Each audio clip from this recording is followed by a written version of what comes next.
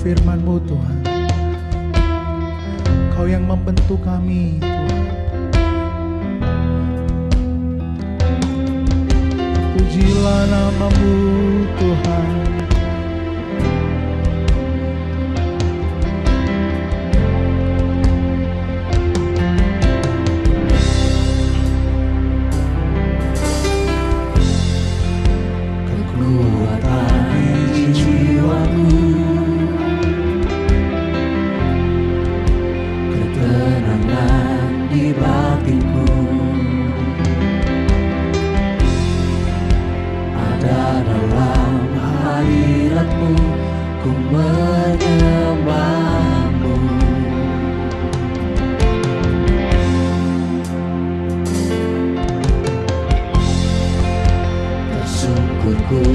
Di kaki-Mu,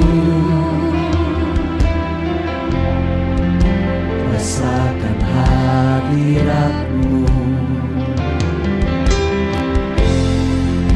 Takkan ku melepaskan-Mu, Kau cahaya bagiku. Mengiring-Mu seumur hidupku, masuk dalam rencana-Mu Bapa. Pikiranku, kehendakku, ku serahkan padamu. Harapanku hanya di dalam-Mu. Ku kan teguh bersama-Mu Tuhan.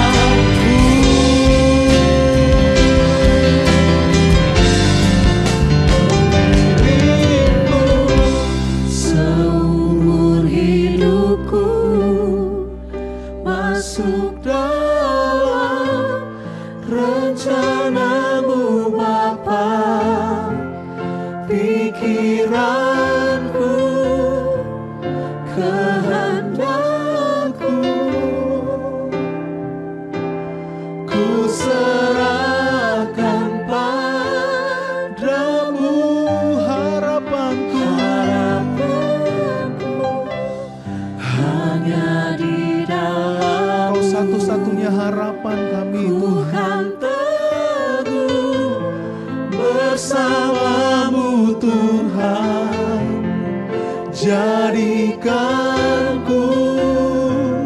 bejanamu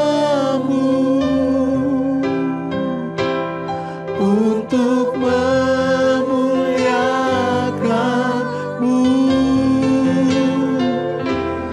untuk memuliakanmu. Haleluya Yesus. Terima kasih Tuhan. Benar Tuhan, jika kami ada sebagaimana kami saat ini, itu semua karena kasih anugerah Tuhan di dalam kehidupan kami. Terima kasih Tuhan untuk terus memberikan kepada kami kekuatan. Terima kasih Tuhan untuk penyertaan Tuhan, pembelaan Tuhan, perlindungan Tuhan, berkat yang Tuhan curahkan. Terima kasih Tuhan, semua karena anugerah-Mu Tuhan. Terpuji nama-Mu Tuhan, Tuhan ada di tengah-tengah kami. Dan kekuatan kami adalah firman-Mu Tuhan. Berbicaralah kepada kami. Nyatakan apa yang menjadi isi hati-Mu Tuhan. Dan kami mempersilahkan Engkau sendiri yang berkata-kata atas kami. Kami serahkan pemberitaan firman ini hanya di dalam satu nama, Tuhan Yesus Kristus, yang menjadi kekuatan kami, yang menjadi pengharapan kami. Di dalam nama Yesus, haleluya, amin, amin. Silakan duduk kembali. Shalom, puji nama Tuhan. Kalau kita tahu di dalam kehidupan ini, ada banyak penghargaan demi penghargaan diberikan kepada mereka-mereka yang melakukan prestasi. Kalau kita tahu mungkin ada di dalam dunia musik, ada penghargaan yang disebut dengan Grammy Award. Kalau yang dalam dunia seni atau dunia perfilman, ada kalau kita Piala Citra, kalau secara dunia Piala Oscar, ya, ada penghargaan demi penghargaan, atau kemanusiaan ada penghargaan yang disebut dengan Nobel. Tapi bagaimana dengan pengiringan kita kepada Tuhan? Apakah di dalam pengiringan kita kepada Tuhan ada penghargaan yang Tuhan berikan buat kita? Orang-orang dunia begitu rupa berlatih dengan luar biasa, bekerja dengan keras untuk mendapatkan penghargaan itu, untuk mencari penghargaan itu. Dan bagaimana dengan kita? Kita mau belajar penghargaan yang Tuhan berikan di dalam kehidupan kita, di dalam pengiringan kita kepada Tuhan. Kalau kita mau lihat Kisah Para Rasul pasal yang ke-7, ayat yang ke-55-56, demikian firman Tuhan. Tetapi Stefanus yang penuh dengan Roh Kudus menatap ke langit, lalu melihat kemuliaan Allah dan Yesus berdiri di sebelah kanan Allah. Lalu katanya, sungguh aku melihat langit terbuka dan Anak Manusia berdiri di sebelah kanan Allah. Ini adalah penghargaan yang luar biasa. Kita tahu di dalam Alkitab dikatakan bahwa Yesus duduk di sebelah kanan tahta Allah Bapa. Yesus duduk. Tetapi pada waktu Stefanus mengakhiri hidupnya, dia melihat ke surga. Dan yang dia lihat ke surga, Yesus tidak sedang duduk di sebelah kanan tahta Allah Bapa.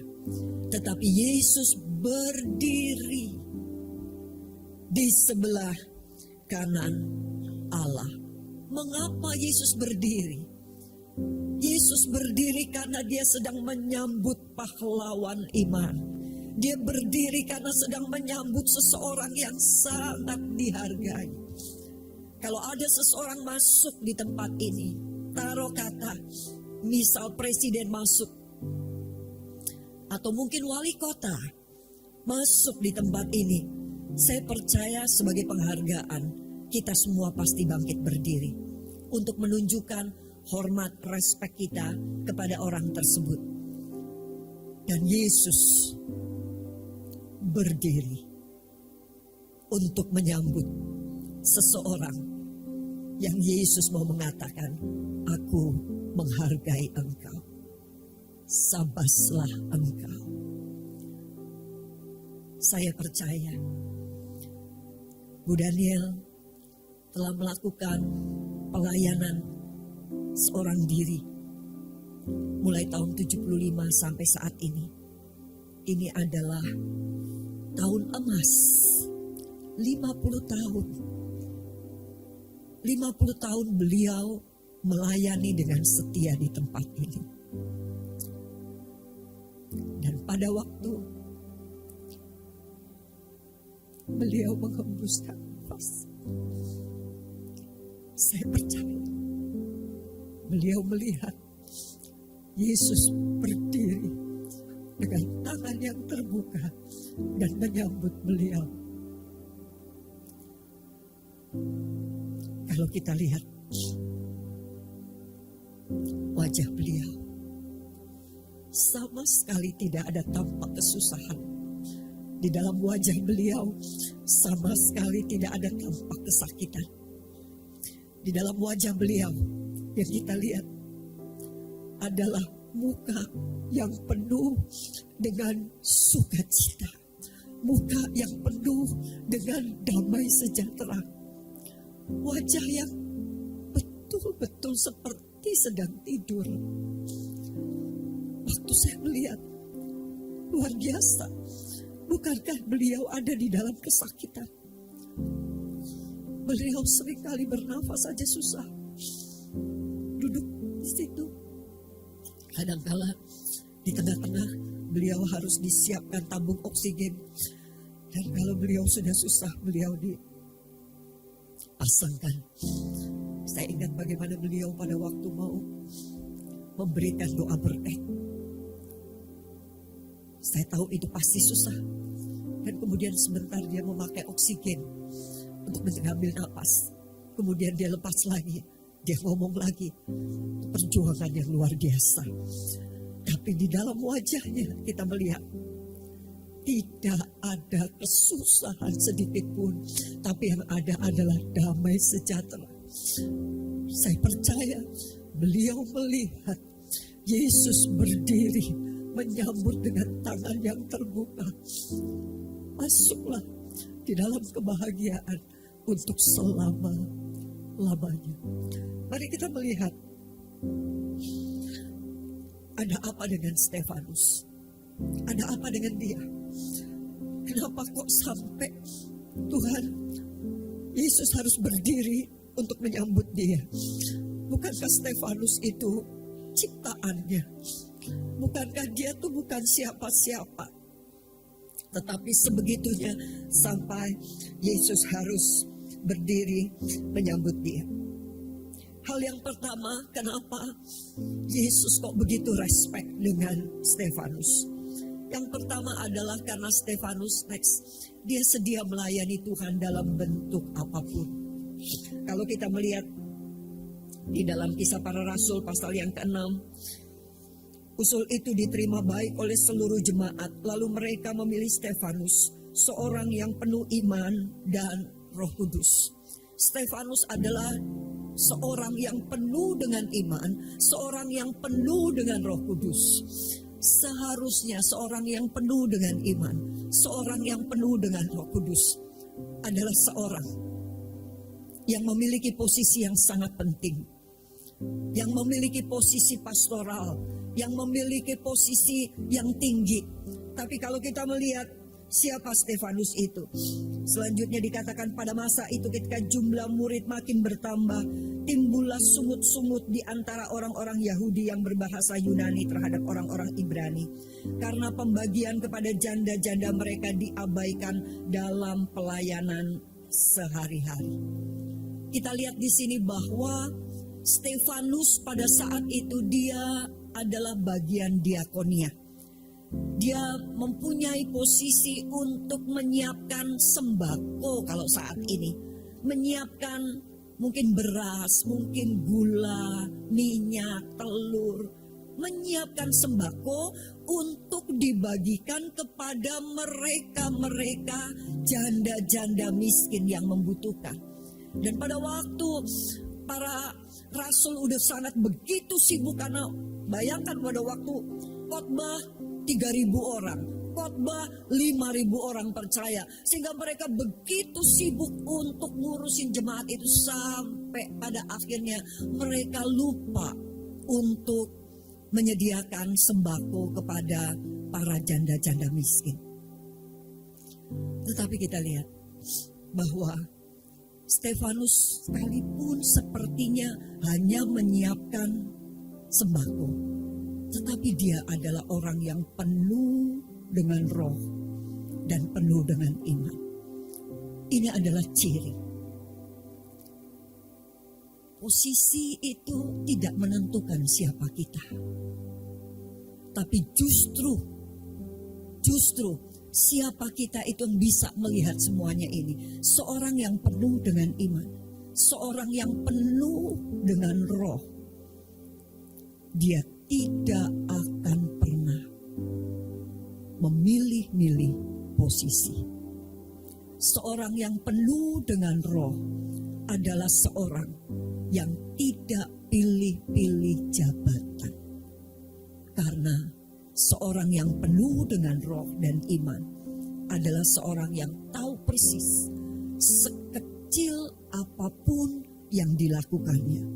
Apakah itu dilihat orang, apakah itu tidak dilihat orang.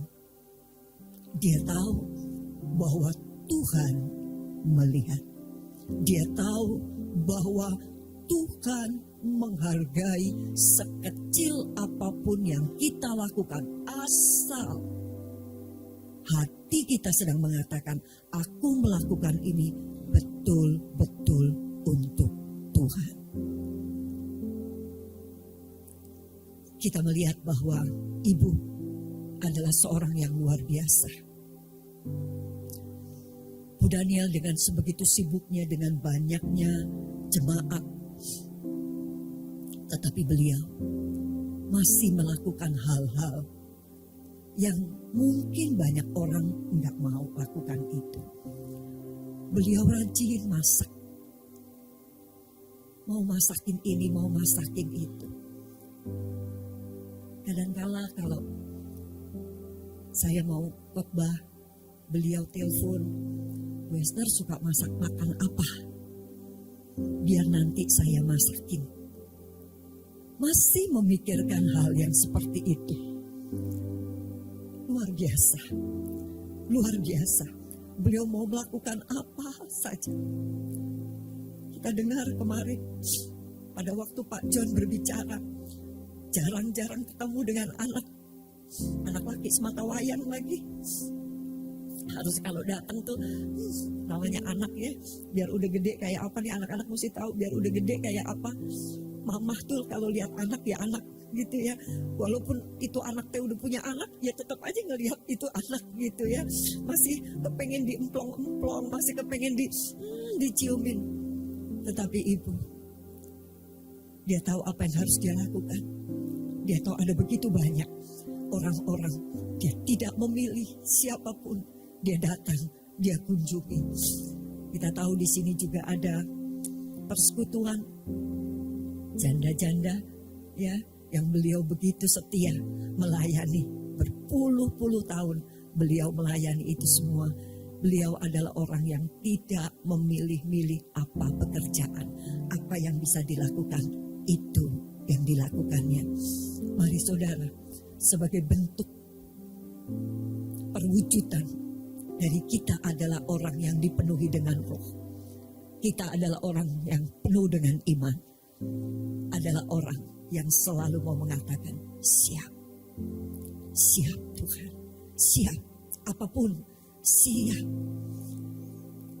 Sepeninggal beliau, jangan ada seorang pun yang tidak ambil bagian di dalam pelayanan. Ada begitu banyak pelayanan, sekian ratus jemaat. Memang tidak harus mengambil pelayanan di hari Minggu, tetapi di hari-hari biasa. Telepon, tahu temennya Di sini kita bisa lihat orang-orang tuh biasanya kalau duduk itu jarang pindah. Di situ ya di situ. Saya di sini perhatikan orang itu selalu duduknya di sebelah sini, yang ini duduknya selalu di sebelah situ, nggak pernah berubah. Dan teman-teman juga kayaknya TST ya, kayaknya tahu sama tahu. Kalau orang itu sudah duduk di situ, walaupun bangku itu kosong, biasanya nggak mau diambil tuh. Biasanya ngambil bangku yang lain karena tahu, oh ini di sini tempatnya si ibu ini, di situ tempatnya si bapak itu. Mungkin kita melihat, wah kok bangkunya kosong ya? Nggak usah. Oh aku bukan bagian kunjungan kok. Oh aku bukan staff kok di sini. Oh aku bukan apa-apa kok di sini. Nggak usah begitu.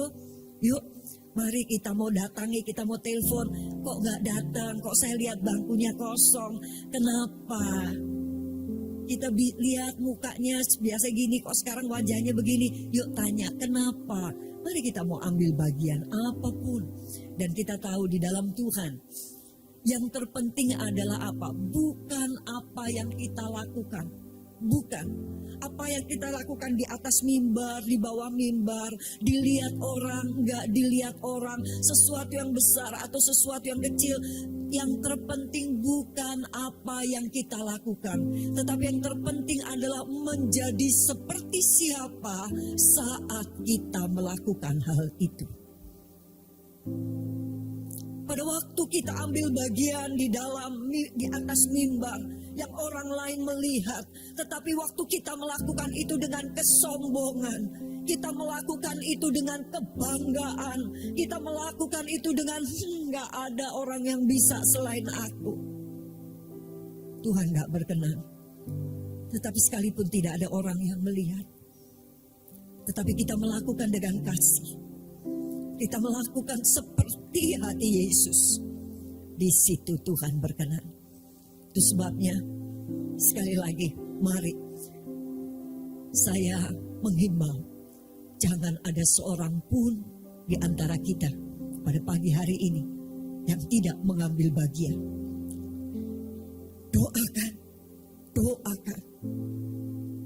Mungkin kita Sabtu kita berdoa sungguh-sungguh. Khusus untuk ibadah hari Minggu pagi. Tuhan aku berdoa. Kirimkan jiwa-jiwa Tuhan, aku berdoa. Setiap kursi yang ada tidak ada satupun yang kosong. Tuhan aku berdoa. Saat puji-pujian Tuhan, lawatan Tuhan luar biasa. Pada saat firman disampaikan, semua dapat mendengar, merenungkan dan kemudian menjadi pelaku firman. Tuhan aku berdoa. Ada kuasa Allah bekerja di tengah-tengah ibadah yang akan berlangsung besok. Gak ada orang yang tahu, tidak ada penunjukan di dalam hal ini, tapi mari kita mau melakukan karena kita mengasihi Tuhan, karena kita mengasihi jiwa-jiwa. Amin. Amin. Jadi saya harap setelah ini mari kita mau lebih lagi, kita melihat keteladanan Ibu Daniel semasa hidupnya. Dia adalah orang yang melakukan segala sesuatu dan mau saja dilakukan oleh dia. Dan hal yang berikut, apa sih yang dilakukan oleh Stefanus sampai Yesus itu berdiri menyambut dia dan menghargai dia? Karena Stefanus hidup di dalam firman. Kalau kita tahu bahwa Stefanus pada waktu ditanya, kenapa begini, kenapa dan sebagainya, Stefanus dapat menjawab semua itu. Dia adalah orang yang tahu firman. Dia jawab mulai cerita Abraham, mulai ceritanya si Musa, mulai ceritanya Yusuf, ceritanya Daud, ceritanya nabi-nabi, bahkan sampai pencurahan Roh Kudus. Stefanus menceritakan semua ini menunjukkan dia adalah orang yang tahu firman. Dan dia adalah orang yang melakukan firman Tuhan. Saudara, bagaimana kita bisa hidup di dalam firman kalau kita nggak membaca firman Tuhan? Saya ingat satu kali pada waktu saya telepon kepada Bu Daniel, saya tanya, Tante nih udah ibaratnya sama Alkitab tuh udah katam lah ya, udah apal kali ya begitu. Tante sampai sekarang masih baca Alkitab gak? Kan udah apal tuh semuanya. Masih lah, Wester. Terus masih ada sesuatu kah waktu baca tuh ya? Masih ada sesuatu kah waktu baca? Masih lah. Bu, setiap saya membaca firman itu seperti baru kembali. Sekalipun saya sudah baca itu mungkin sekian puluh tahun yang lalu baca. Dan ulang, tapi setiap kali mengulang ada something new. Dia katakan, betul rahmatnya baru setiap hari. Pembukaan firman itu baru setiap hari. Aduh, kadang-kadang udah tahu udah habis ini udah rasanya udah lewat rasanya mau begitu. Tetapi dia katakan baca kita akan mendapatkan insight yang baru, sesuatu yang baru di situ. Mari kita mau hidup di dalam firman Tuhan. Dan kita tahu bahwa bukannya orang yang berseru Tuhan. Bukan setiap orang yang berseru kepadaku Tuhan akan masuk ke dalam kerajaan surga. Melainkan dia yang melakukan kehendak Bapakku yang di surga. Membaca firman, kemudian menjadi pelaku firman. Tuhan mau kita semua menjadi orang-orang yang waktu mendengar firman, waktu membaca firman itu bukan cuma sekedar informasi. Tetapi biarlah firman itu mentransformasi kehidupan kita, mengubah kehidupan kita. Kita yang punya lifestyle yang seperti begini, tetapi pada waktu kita menggali firman, kita menjadi pribadi yang baru. Ada sesuatu yang baru yang Tuhan berikan buat kita dan kita sudah meninggalkan yang lama dan yang baru itu kita jalani. Saya melihat bahwa karena firman ini sesuatu yang baru lagi, ini insight baru lagi. Itu sebabnya beliau mengatakan, itu sebabnya saya masih terus bergairah untuk membaca firman. Saya masih terus bergairah untuk menggali firman. Bagaimana dengan kita saat ini? Waktu kita membaca firman, apakah Tuhan sedang berbicara di dalam kehidupan kita? Apakah Tuhan itu betul-betul seperti sedang ngomong dengan kita?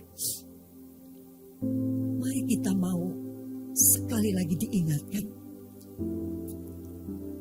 Hanya orang-orang yang melekat dengan Tuhan, hanya orang-orang yang melakukan firman, dialah orang-orang yang pada waktu mengakhiri kehidupannya, Tuhan menyambutnya, Tuhan berdiri dan membuka kedua belah tangannya dan menghampiri kita. Dan kemudian Tuhan memeluk kita. Tuhan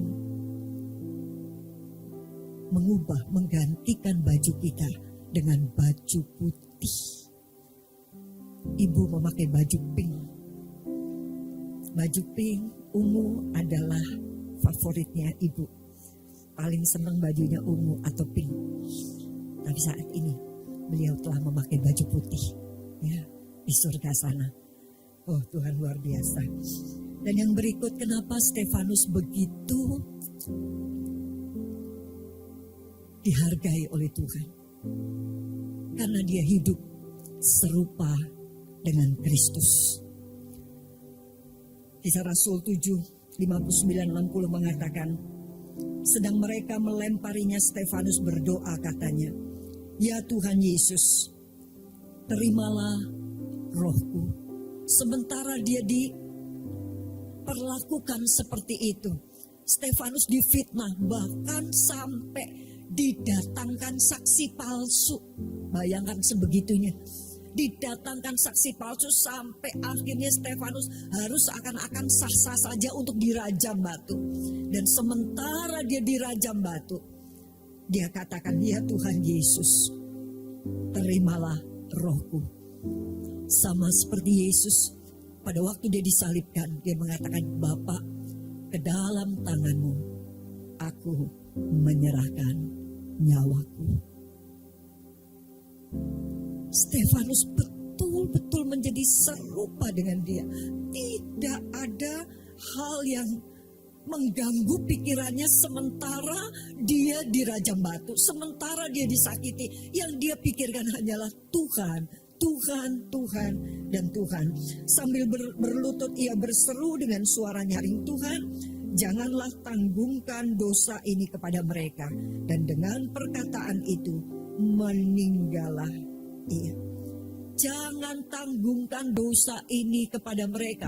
Persis seperti Yesus waktu itu mengatakan, "Bapa, ampuni mereka karena mereka tidak tahu apa yang mereka melakukan."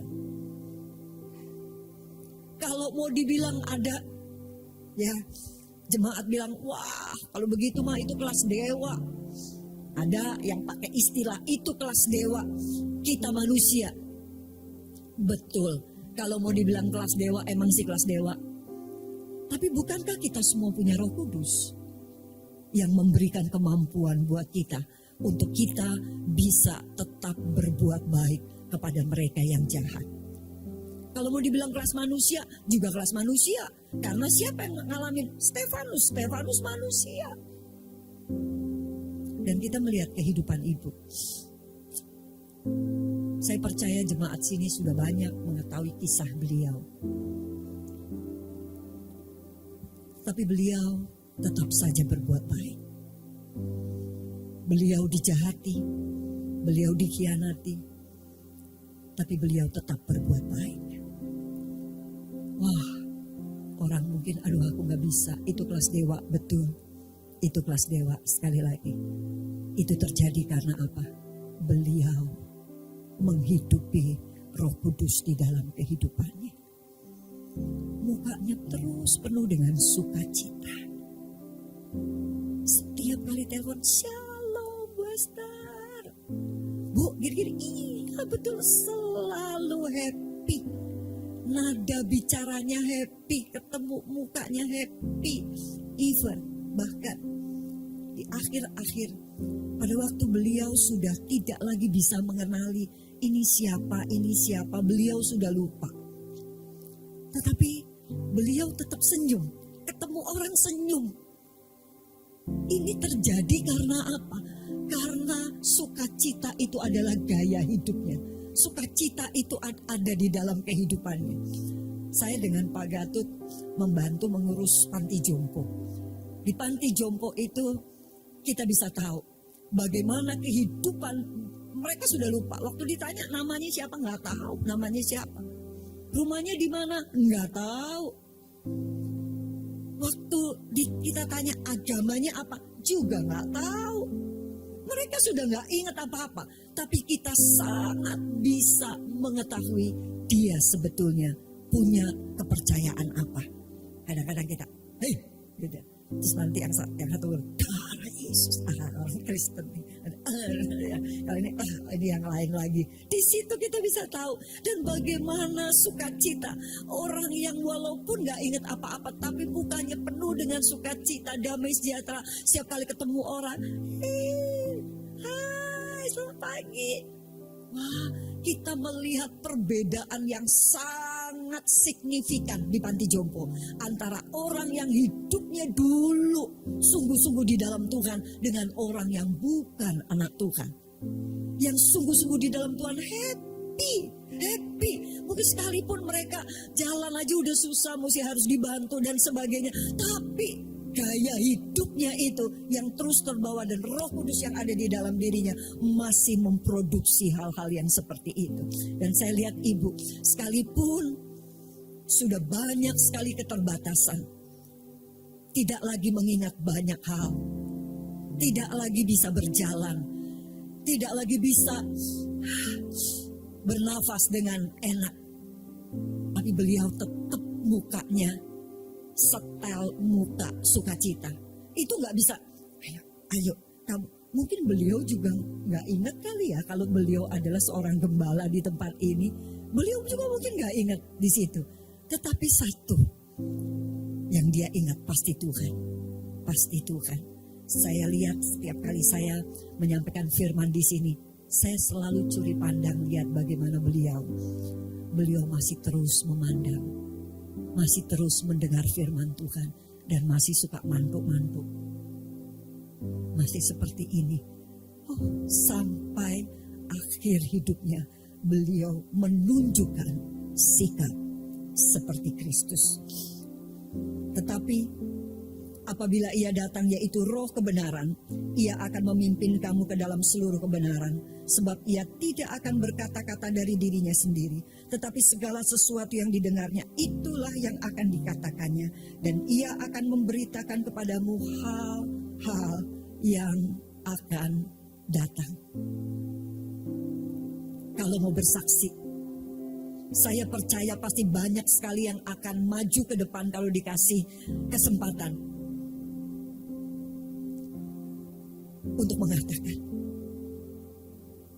Mungkin ada yang panggil oma, mungkin ada yang panggil tante, mungkin ada yang panggil ibu. Bagaimana beliau berbicara. Pada waktu beliau berbicara, sesuatu terjadi di depan. Belum ada apa-apa, tapi beliau berbicara, ada sesuatu terjadi. Karena apa? Beliau mendapatkan tuntunan dari Roh Kudus. Saya mulai melayani di tempat ini tahun 2000. Awal tahun 2000, Januari 2000, saya mulai melayani di tempat ini. Saya ingat, pada waktu itu pelayanan saya, ya, penginjil, begitulah ya. Tapi kemudian beliau mengatakan, Ibu Esther, saya tahu, satu kali, Ibu akan jadi gembala sidang. Nggak mau. Saya soalnya banyak mendengar dari gembala sidang. Jadi gembala sidang tuh nggak enak. Kalau gemuk katanya nggak pernah puasa. Kalau kurus katanya nggak diberkati Tuhan. Ya, seakan-akan gembala tuh seperti nggak punya me time. Gembala tuh seakan-akan nggak boleh jadi dirinya sendiri, harus ngikutin apa maunya jemaat, begitu ya. Oh enggak. Saya bilang, aduh nggak mau tante, nggak mau. Kalau Tuhan udah panggil, gitu, cuekin saya cuek. Ternyata 2013 akhir Tuhan panggil saya menjadi gembala sidang, dan saya tahu pergumulan yang luar biasa menjadi seorang gembala. Seorang gembala untuk tetap memiliki hati seperti Kristus, itu pergumulan yang luar biasa. Bayangkan, kita seakan-akan gak pernah boleh menjadi diri kita. Kita gak boleh. Jemaat harus begini. Seakan-akan gembala tuh gak boleh punya masalah. Seakan-akan gembala tuh gak boleh punya waktu untuk istirahat. Seakan-akan gembala gak punya waktu, gak boleh punya waktu untuk diri sendiri. Harus begini. Saya ngerti itu gak gampang. Tapi sekalipun begitu, hati tetap, Tuhan, ampuni mereka, karena mereka gak tahu apa yang mereka melakukan. Tuhan ampuni mereka, Tuhan tetap berkati mereka, Tuhan tetap tolong mereka. Sejak jadi gembala sidang saya tahu sulitnya luar biasa. Tapi beliau 50 tahun mengembalakan sendiri di sini. Itu sesuatu yang luar biasa. Saya baru 12 tahun. Belum apa-apa. Beliau sudah 50 tahun sampai 50 tahun. Tidak ada kepahitan sama sekali. Sampai 50 tahun saya bertanya kepada beliau setelah saya jadi gembala dan kemudian mulai mengalami 1, 2, 3, 4 hal dan seterusnya. Saya bilang, Tante, Kok begini ya tante? Ya, itu bunganya pelayanan. Nikmati saja, Bu Esther. Sukacita saja. Makin dinikmatin, makin kita menemukan Tuhan. Makin dinikmatin, makin kita menjadi seperti Yesus. Jujur, saya masih ada penolakan, gak bisa. Dia mesti ngerti dong, aku kan begini. Jalani Bu Esther. Pada waktu Bu Esther jalanin sekali lagi, Bu Esther semakin hari akan menjadi serupa dan segambar dengan Dia. Saudara, mari kita mau belajar di dalam pengiringan kita kepada Tuhan. Ada banyak hal, terlebih di dalam waktu kita mengambil pelayanan, selalu akan ada saja orang-orang yang mensalah tafsirkan apa yang kita lakukan. Tetapi anyway, jalan saja terus, ampuni mereka. Jangan ambil kepahitan, putuskan semua kepahitan, terus berjalan dengan hidup penuh sukacita dan damai sejahtera. Dan kita akan melihat bagaimana kita memiliki culture, memiliki lifestyle yang betul-betul serupa dengan Kristus. Dan pada akhirnya Wahyu 2 ayat 10 bagian B mengatakan, hendaklah engkau setia sampai mati dan aku akan mengaruniakan kepadamu mahkota kehidupan. Ada mahkota kehidupan yang Tuhan sediakan buat kita jika kita setia. Satu kali ada seorang yang sangat melayani Tuhan. Dia habis melayani Tuhan dari satu tempat, dia melayani di situ cukup lama, sekian puluh tahun, hidup di dalam berbagai macam hal, dan dia sedang pulang kembali ke tempatnya. Dia naik kapal, pada waktu dia naik kapal laut, bersama-sama di dalam kapal laut, di situ juga ada presiden. Dan pada waktu sampai di darat, di dermaga, ada karpet merah yang ditebarkan untuk presiden. Ada penyambutan yang luar biasa untuk presiden. Ada kor yang di situ dinyanyikan karena itu punya khasnya sendiri. Jadi ada kor lagu daerah yang dinyanyikan. Wah, penyambutannya luar biasa. Tapi setelah selesai, karpet dilipat, digulung lagi. Si hamba Tuhan ini keluar. Tidak ada satupun yang menyambut dia. Dalam hati dia ngomong, Tuhan, kok gak ada yang nyambut aku ya? Padahal aku sudah lakukan ini itu. Kemudian Tuhan bilang, ya gak ada yang nyambut.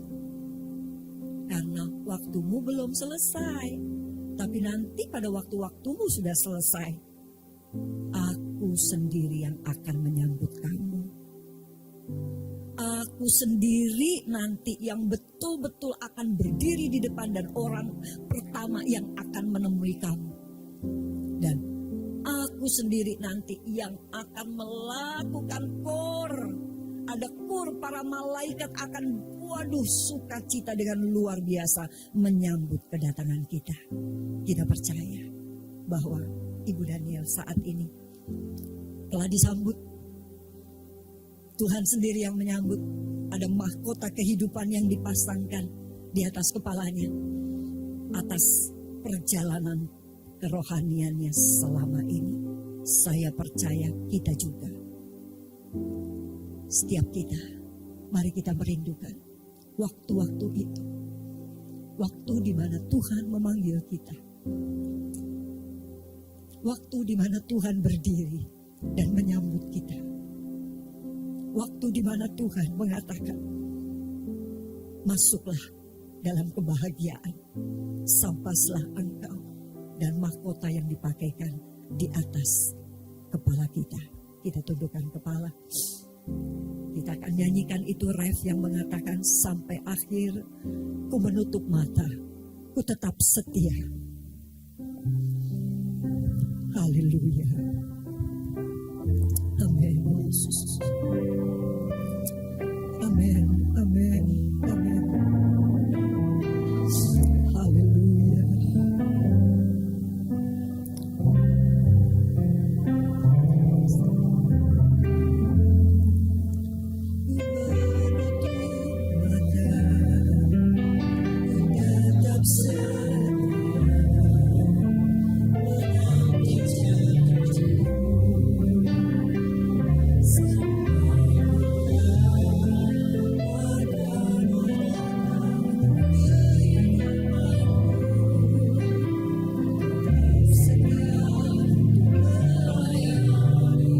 Sampai akhir.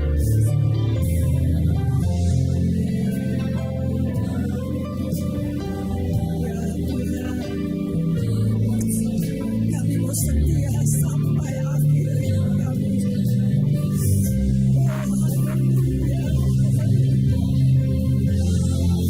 Terima kasih Tuhan. Terima kasih.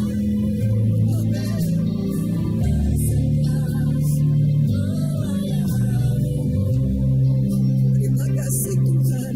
Terima kasih. Janji-Mu ya dan amin. Kami percaya Tuhan, mereka yang setia akan bersama-sama dengan Engkau untuk selama-lamanya. Tuhan, tolong kami untuk kami tetap setia, untuk kami tetap Tuhan hidup di dalam pelayanan, untuk kami tetap hidup di dalam firman, untuk kami tetap hidup serupa dan segama dengan Engkau Tuhan. Kami tahu ini tidak mudah, tetapi juga bukan mustahil. Karena kami tahu ada Roh Kudus, anugerah Allah, kasih karunia Tuhan akan memampukan kami menjadi pribadi-pribadi yang Tuhan senang. Kami telah melihat bukti nyata di hadapan kami. Ibu Flora Daniel yang telah hidup serupa dan segama dengan Engkau. Hidupnya terus melekat di dalam firman Tuhan. Terus setia. Sekalipun kemanusiaannya bisa saja untuk meninggalkan pelayanan. Kemanusiaannya bisa saja untuk melepaskan semua itu. Tetapi beliau tunduk kepada Engkau, tunduk kepada panggilan-Mu, terus melayani sampai beliau dipanggil oleh Engkau. 50 tahun, tahun emas, Tuhan katakan cukup. Selesai sudah. Tolong kami agar supaya kami pun menjadi seperti beliau Tuhan. Setia sampai akhir menutup mata. Setia terus mempertahankan iman kami. Sekalipun itu tidak mudah, tapi kami tahu ada Tuhan. Kami tahu ada Roh Kudus. Dan kami rindu satu kali Tuhan sendiri yang menyambut kami. Tuhan berdiri memakaikan mahkota di atas kami. Terima kasih Tuhan, terima kasih. Kami serahkan hidup kami ke dalam tangan-Mu. Dan sekali lagi kami tahu ini tidak mustahil, ini bisa karena Bu Daniel telah membuktikannya di hadapan kami. Di dalam nama Tuhan Yesus Kristus kami berdoa. Kami mengucap syukur. Amin.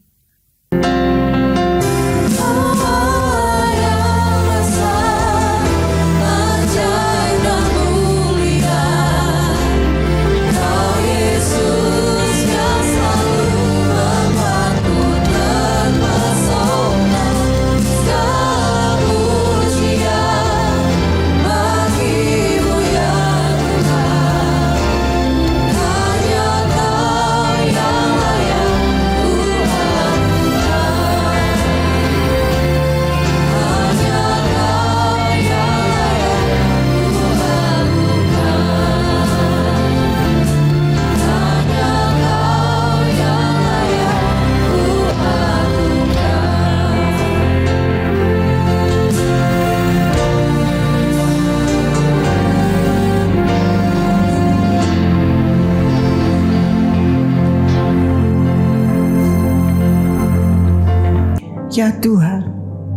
Hadirat-Mu tetap menyertai mereka untuk memberkati setiap rumah tangga mereka, seluruh anggota keluarga mereka. Berkatilah usaha dan mata pencaharian umat-Mu. Berkatilah roti dan air mereka. Berkatilah umat-Mu ini dengan kekuatan dan kesehatan. Sesungguhnya Dikau sangat mengasihi umat-Mu. Seluruh umat-Mu ini ada di dalam telapak tangan-Mu, dan tak seorang pun dapat merampas mereka, domba-domba-Mu ini, dari dalam tangan-Mu. Hamba-Mu berdoa, bawalah seluruh sidang jemaat-Mu ini semakin hari semakin dekat kepada-Mu, semakin mengasihi Engkau ya Tuhan, sehingga mereka boleh tiba di puncak bukit kesucian-Mu dan memandang wajah-Mu yang indah. Kini sidang jemaat yang dikasihi Tuhan, Allah yang kekal adalah naungan-Mu, dan lengannya yang abadi menopang Engkau. Tuhan memberkati Engkau dan melindungi Engkau. Tuhan menyinari Engkau dengan wajah-Nya, serta memberikan Engkau kasih karunia. Tuhan menghadapkan wajah-Nya kepadamu dan memberikan Engkau damai sejahtera di dalam berkat nama Tuhan Yesus Kristus. Amin.